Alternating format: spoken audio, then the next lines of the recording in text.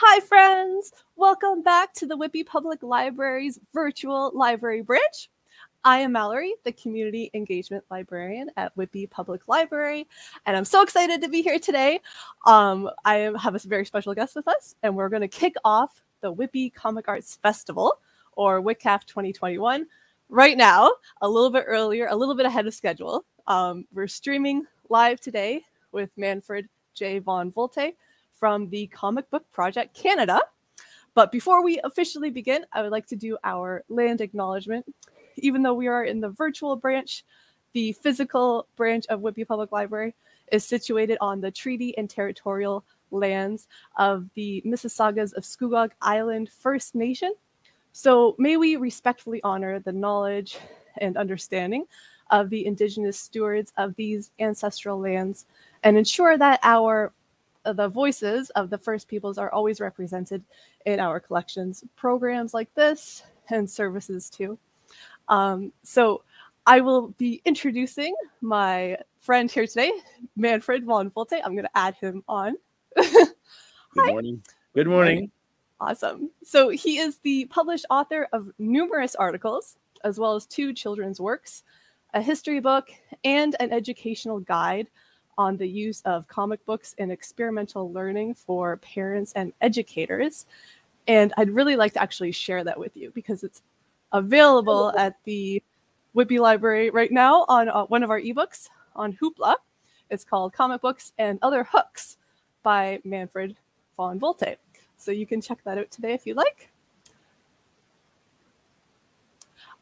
He has also been teaching for over 20 years and has been with the Durham Catholic District School Board since 2017. In 2019, he was recognized as a distinguished Catholic educator and earned an award by his peers at St. Leo Catholic School, where he runs a comic book club and animation studio. The Ontario Insurance Teachers Plan, or OTIP, awarded him and his students $5,000 to develop this animation initiative in 2021. And I'm going to ask you more about that later. Sounds really cool. But Manfred was also recently profiled in an alumni spotlight by York University's Faculty of Education. He's the director of the Comic Book Project Canada and was featured on the Space Channel, Global Television Network, and at Fan Expo Toronto. Manfred's passion is to help reluctant writers and readers through the medium of comic books, and parents may also be interested in reading one of his latest published articles found in Canadian Teacher Magazine, and you can find the link for this as well as the link for the Comic Book Project in his bio at whitbylibrary.ca/WhitCAF.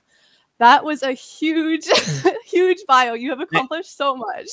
Thank you so much. You know, it's people say, you know, and I'll say this to my students, I wish that you never get a job. I wish that you get a career. And teaching for me and literacy has been even more than that. It's frankly a vocation for me and something that I'm very passionate about. So thank you very much. You're very kind to read that biography. And it's a complete pleasure for me to be here today and also to do my program on the upcoming Friday for all of you WhitCAF followers, which I'm really, really looking forward to.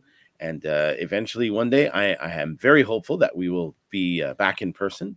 But this year, nonetheless, we'll have a great WhitCAF festival for the whole week. And if I can be a small part of that, I'm absolutely honored and pleased. That's awesome. This is, I think it's your 4th year or 3rd year in WhitCAF? Fourth year. So when one teaches in a community, I think it's important that you give back. And one of the things that I do is this is WhitCAF, because I really do care about the people of Whitby and Durham, and if I can at all help their children with literacy and inspire them, wonderful. Awesome. And back when we were open for in-person programs, you did do a few comic workshops for us, and they were so fun. Yeah. So this one coming up on Friday is going to be virtual at 6:30, and you can register on our website. And what will we be doing at this workshop? Well, it's 45 minutes, but it's an action-packed 45 minutes, as they say. We will be developing characters, a hero and a villain. But I always like to add value to people's experiences. So when you register for this program, you will get my complete resources on how to design characters, design a comic book, graphic organizers, all these wonderful things that you can use. I'm sure language arts teachers out there would love to see these things, and I'm more than happy to share, because sharing is caring, and that's something we do in education.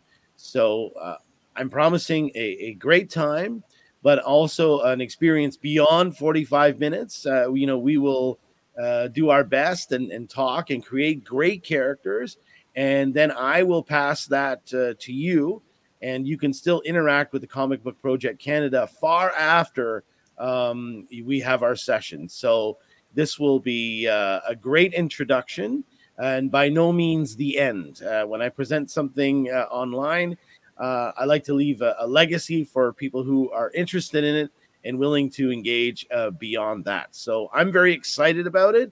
I love the WhitCAF, the festival in general.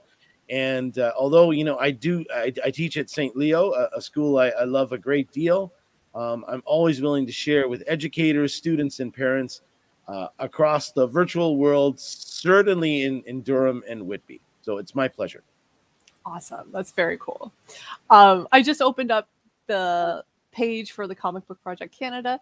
So on here, you can find information about the workshops that you do with teachers, and some other stuff about your projects and things. Right. Yeah, very cool. Do you mostly do your workshops with your own classes, or do you work a lot with other teachers in other schools too?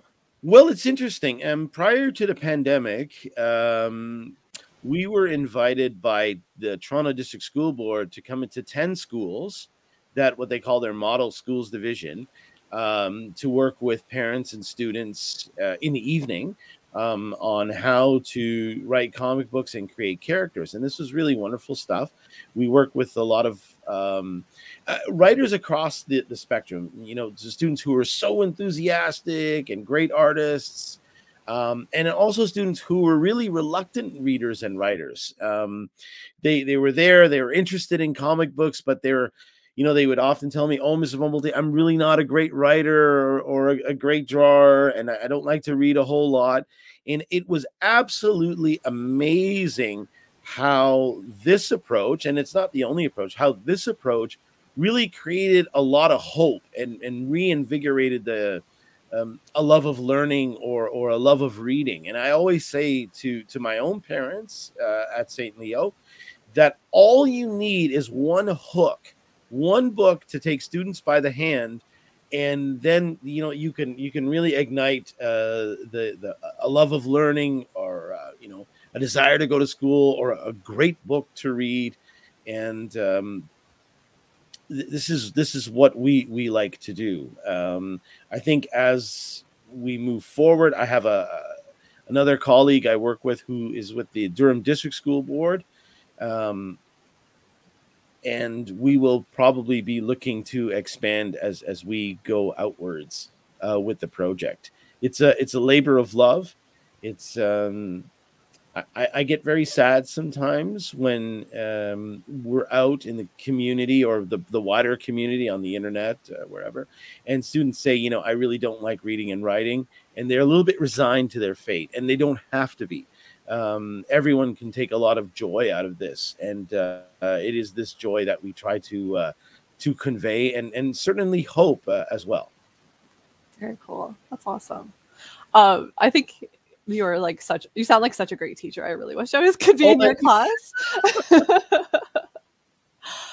So going back to what you had said in your bio, can you tell me a little bit more about the Ontario Insurance Teachers Plan Award that you received and what that entails and what your plans are with your animation studio? Yes. I would like to say broader to this, when the pandemic hit, we teachers really needed to, this word commonly used is pivot, but I assure you it was more than a pivot. It was a grand innovation, a grand step to further creation and to use a medium that many of us were not, accustomed to. So one of the things that I did with my grade 8 students last year, because we couldn't go on any field trips and we were in person and then online and back and forth, was to recreate the village of Brooklyn using software virtually. So we began this project where students would go out and they would research one of the buildings in Brooklyn, and then we would recreate it in an animation setting. We also decided, especially in grade 8, because you want students to have a sense of leadership and ownership in the community, is we were doing some fine art painting when we were in session, copying some of the great masters. And we're still doing this year. And what we decided to do is that even though, we are limited by the pandemic, we are certainly not limited by our generosity and our ability to help others. So we created a website and sold our art. And, I'm pleased to say, for a very small initiative, we raised almost $400 for the Rose of Durham. So we were using animation. We were using different types of animation programs to bridge this gap between the virtual world and the real one, for lack of a better word. Yeah. So we had heard that there was a contest by OTIP, the Ontario Teachers Insurance Plan, to fund projects within schools. And we thought we had a really good suite of projects that we were doing. And they all centered around animation, right from the drawing and planning stage to putting it out using computer software. So we applied and we put together a video, which one can still see on the OTIP website. And also, if you on YouTube, if you put St. Leo OTIP proposal, you can see what we've done. And we were very fortunate. I think they have over 90 applications, entrants into this contest, if you will. And we won one of the top prizes, which was $5,000 to pursue animation in school. And this is excellent for a number of reasons. One, we're using software that I would dare say many high schools are not using. It's a great opportunity for students. And certainly St. Leo is a feeder school for All Saints, which has a tremendous, tremendous arts program. And we're giving our students the skill sets to move into that. So it was a wonderful bridge, for learning. And as my principal, Mr. Mallow, often says, that everyone plays video games. Everyone,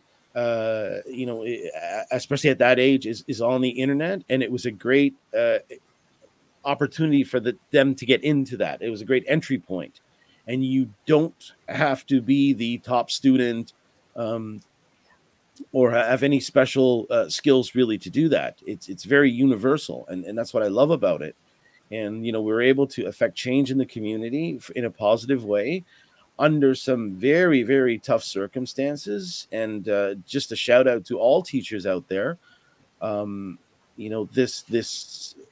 This innovative turn that had to be taken was difficult.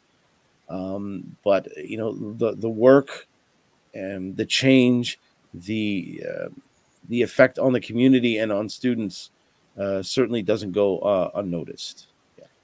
I agree completely with that. Like the teachers really stepped up the last couple of years to keep learning as fun and engaging for the students as possible under like really hard circumstances. And I've been really amazed. Yeah. And I always felt that animation was a way to bridge this gap. Yeah.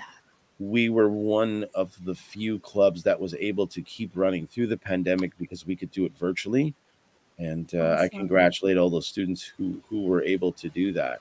And, keeping that lamp of learning lit, even during stormy times, is very meaningful for me. Yeah. Yeah, that's fantastic. And at the library, one of our missions is to promote literacy for the community. Yes, of course. And like usually when you think about literacy, you just think about books, like, you know, really good old historical books by important people, Yes. which are great, but there's so many kinds of literacy out there, like comic books, art, video games is literacy. And it's so awesome that more and more people are getting on board and recognizing that and giving students new opportunities to find ways that they can be great. Absolutely. And, you know, when we teach literacy in a classroom, we often refer to this sort of catch-all called a text. And when most people think of the word text, it is what you said, the classic old books written by people all over the world, really. But one of the things that we're definitely looking at is the inclusion of other voices. And I often say that for a long time, you know, we've listened to the trumpet section in the orchestra, and they're great. Everyone loves the trumpets. But now we need to hear other instruments, other voices. And these are voices from around the world, who, interestingly enough, also feature many of their stories in an animation format. But also here in Canada, Indigenous voices, Indigenous stories. There is a tremendous amount of wealth of knowledge, information, inspiration from these artists around the nation, around the world. And you know, when we bring that to our students, that orchestra analogy is only made better. It is the full orchestra that we really do need to hear. And this is only better for student learning. And as I said before, once literacy hooks you with something, you know, you begin to expand your horizons. And for me personally, it was comic books when I was young. I was running up huge dental bills because I was always at the variety store. Oh, And then one day there was a shop that was opened up, but instantly enough, by a disabled person, and I identify that with, because I am physically disabled myself. And they were selling romance novels. Well, a 12-year-old guy is not going to go into a store necessarily that sells romance novels. But one day I saw a sign in the window that said comic books sold here. Well, I went in, and that's where it all started. And overnight, more or less, I began to buy these books, cutting down on my candy bill dramatically.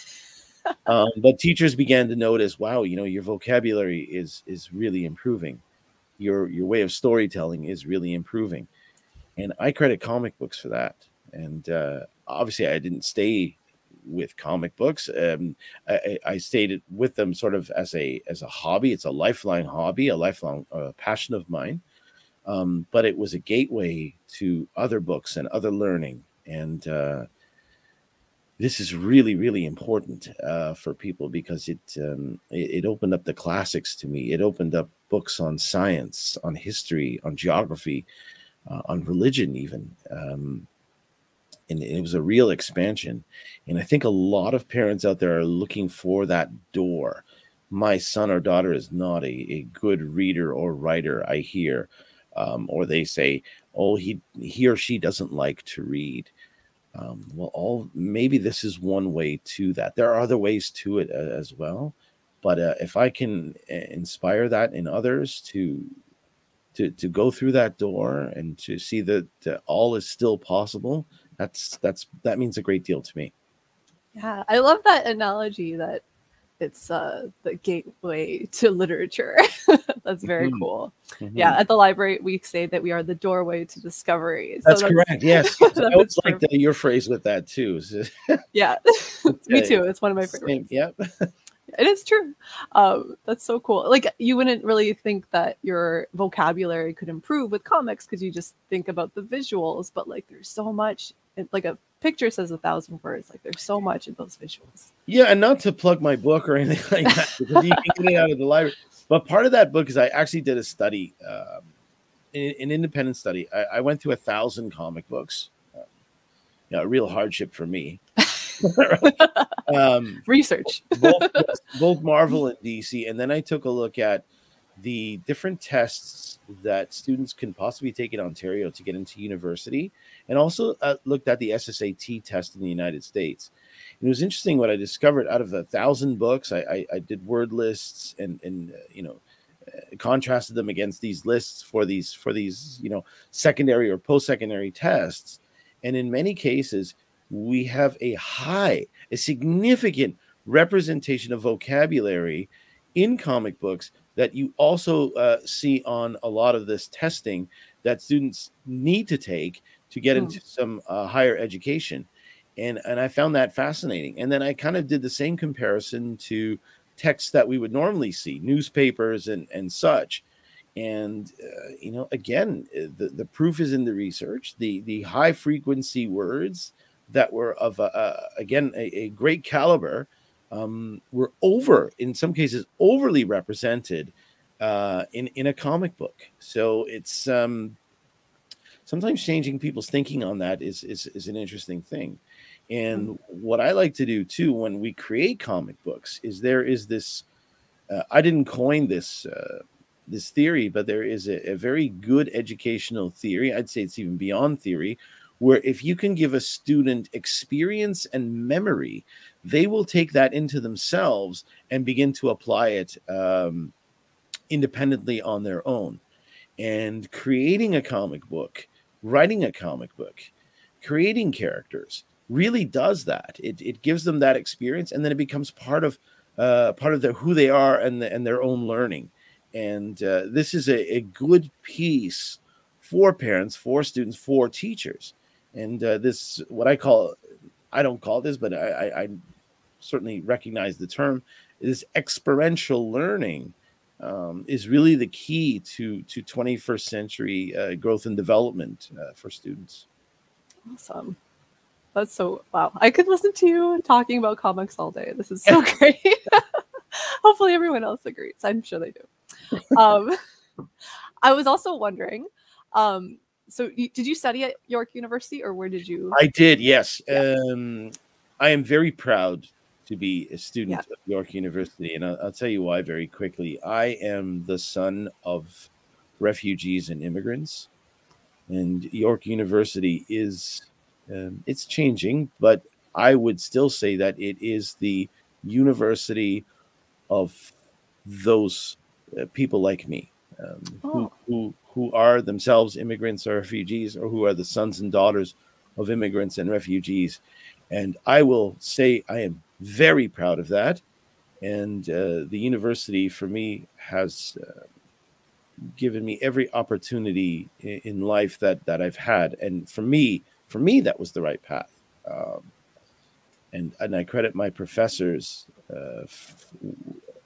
when I did my bachelor's degree, my master's degree, and later on my teaching degree. And I have a lot of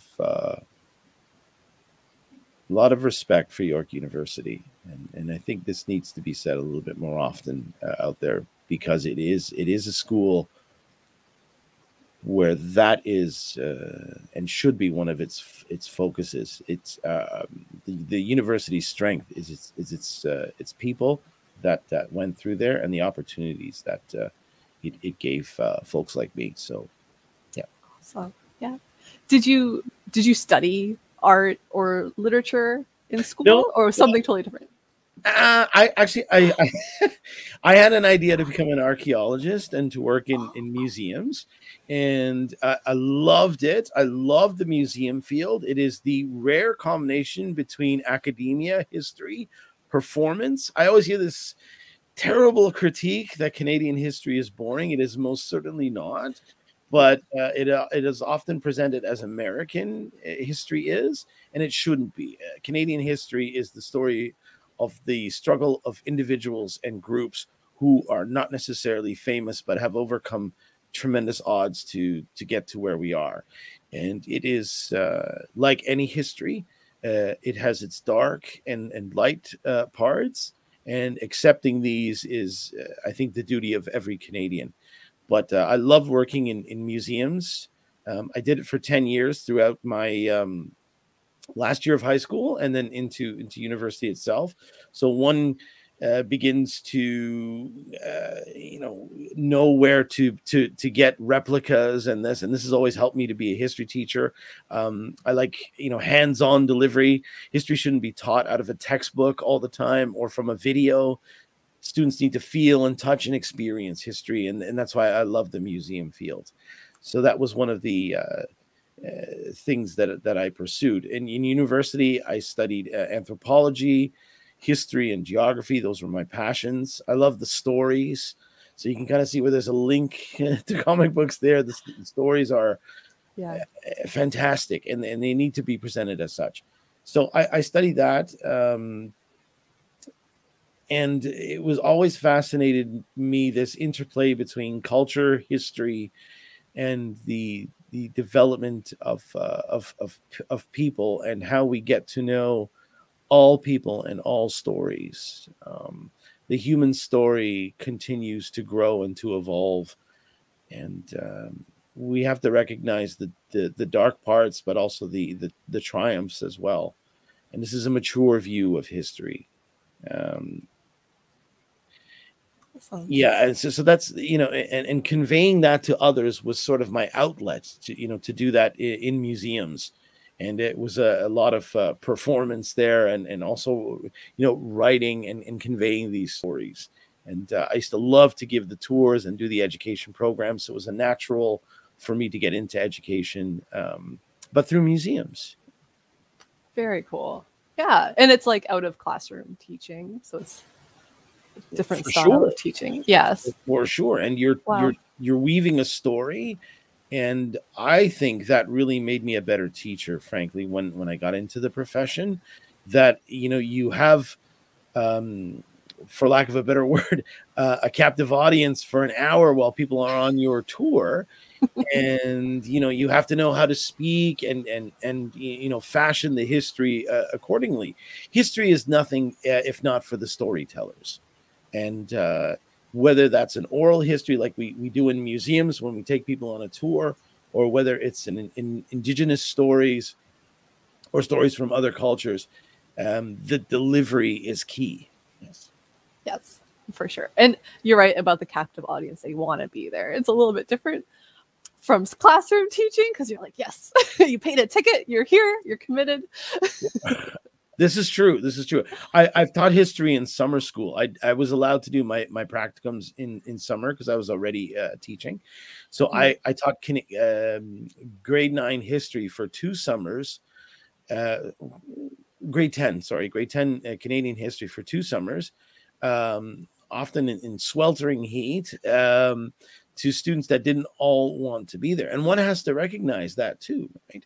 But you come with the right enthusiasm, you come with the right stories, you come with the right activities, and these classes become something, even to the lover of history. And there's, you survey the class and they'd say, well, I just want to get the credit over with, and, that kind of talk.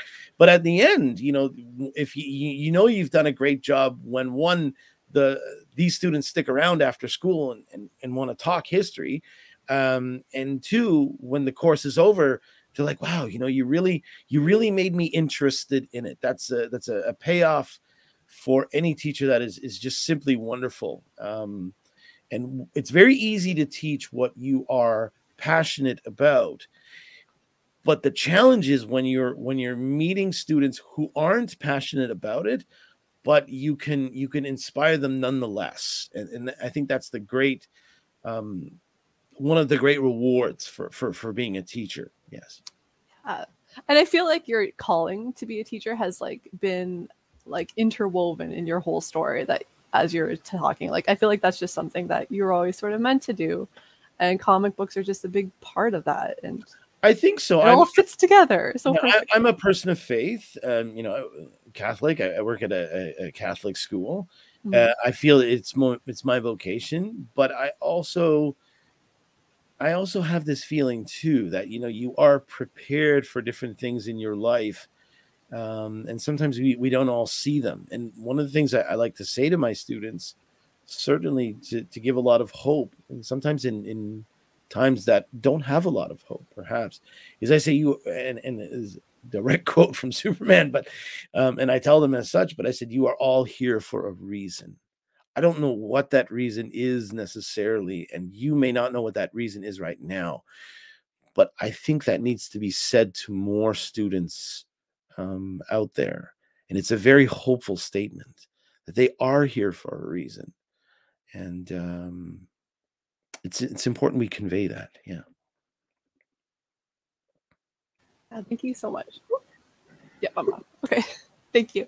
All right. I think we're at the point in our interview where I'm going to do a lightning round of questions. Excellent. I'm ready. All right. So I'm going to give you 60 seconds on the clock. I'm going to pull up the timer. All right. This works. And then I have, I think, 30 questions prepared. We'll see how many we can get through in that time. Yep. I'm glad you're telling me this, because I told you before, I'm a very a long talker. So now that I have a time limit, yes, let's do it. 60 seconds. Okay. I wonder if I can make this smaller. No, not me big. Not, where are you? Sorry. Okay. I guess this is our best view. That's fine. Yep. It's perfect. Okay. So are you ready? I'm ready. All right. Am I ready is the question. Here we go. Okay. We are pressing play. All right. All right. Countdown is on. So number 1, what was your favorite comic as a kid? Brave and the Bold, Batman, and also the X-Men. What's your favorite comic now? Superman. And funny or realistic? For both. A comic. Okay. Who would win, Batman or Superman? Superman. DC or Marvel? Marvel. Books or movies? Books. Yes. Black and white or color? Black and white. Hand-drawn or digital? Hand-drawn. Kids books or adult? Kids. I'm still 12 up here.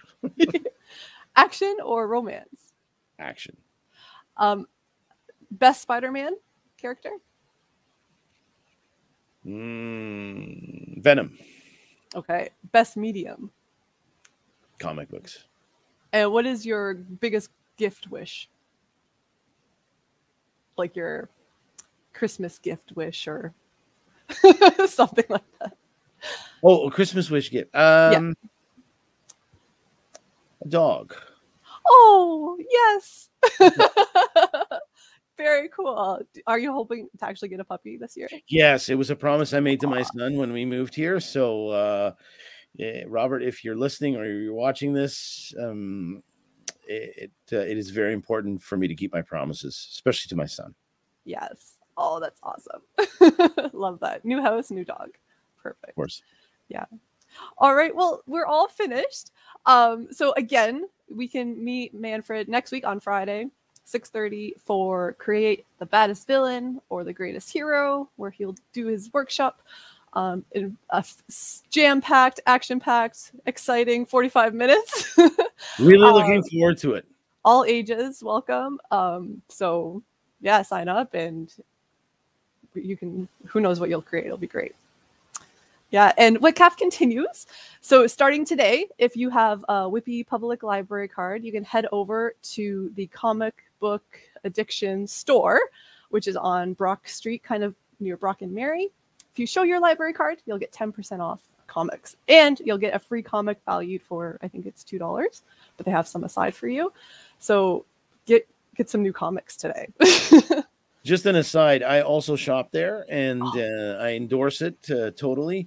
They have excellent, friendly staff, a lot of neat programs of their own, and the largest variety of comics I have ever seen.